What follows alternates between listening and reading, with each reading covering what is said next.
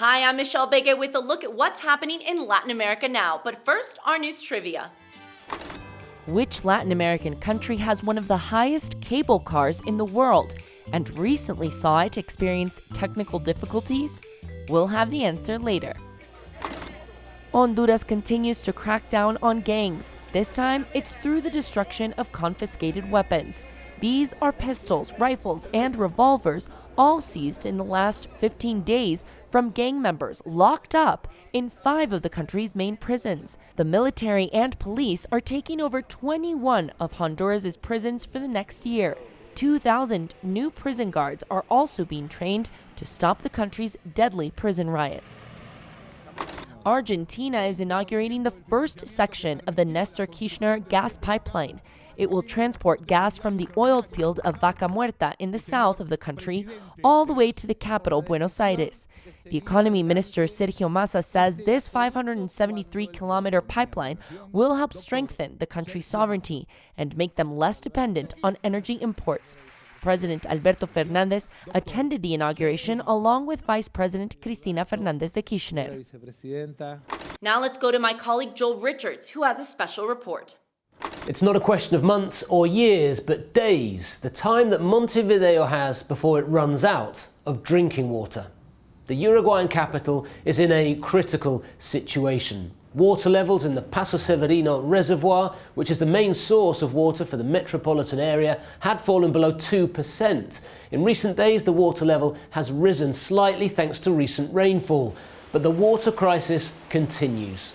Authorities are recommending that pregnant women and people with salt-related illnesses such as hypertension do not drink tap water, as salt and chloride levels have increased.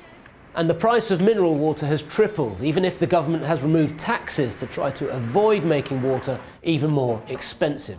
So why is this happening? Firstly, Uruguay is suffering the worst drought in more than 70 years. But part of the debate also includes the intense use of fresh water by the agricultural sector and also the lack of investment in alternatives for the supply of water to the population. Its neighbour Argentina has offered help, which Uruguay accepted, but not without a political short circuit, something we're now used to, between Presidents Luis Lacalle Pou and Alberto Fernández. While debating and looking for solutions in the short term, Uruguay prays for rain. And check out these images of Brazil's Tietê River polluted with toxic foam.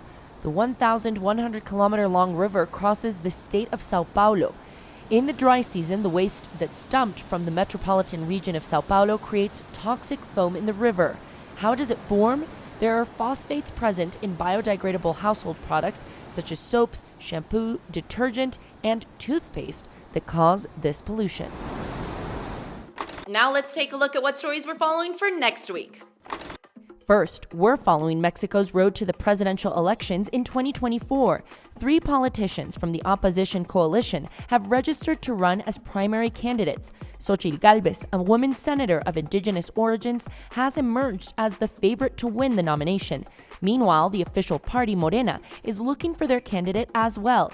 That contender will succeed President Andrés Manuel López Obrador. But what has started is a pre-election campaign where 6 potential candidates are vying for support across the country. Second, we're following the mystery that surrounds the disappearance of one of Colombia's famous guerrilla members, Iván Marquez. He was the top peace negotiator in the talks between the Colombian government and the FARC guerrilla group. He demobilized with the 2016 peace process, but took up arms again 2 years later, alleging security concerns and claiming the government was not upholding the peace accord. His whereabouts are unknown. Neither the government of Colombia or Venezuela want to confirm the rumors of his death. It's said he was critically injured more than a year ago in a deadly army offensive against FARC dissidents. And now the answer to our news trivia. The answer is C.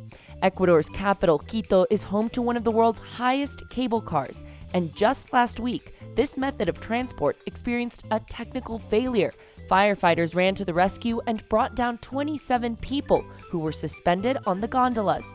Another 47 people were left without transportation at the top of the mountain. The rescue mission took a total of 10 hours. The Quito cable car travels more than 2,500 meters over an 18-minute journey that offers beautiful views of Quito and its mountains. And that's it for this week. We'll see you again soon on Latin America Now.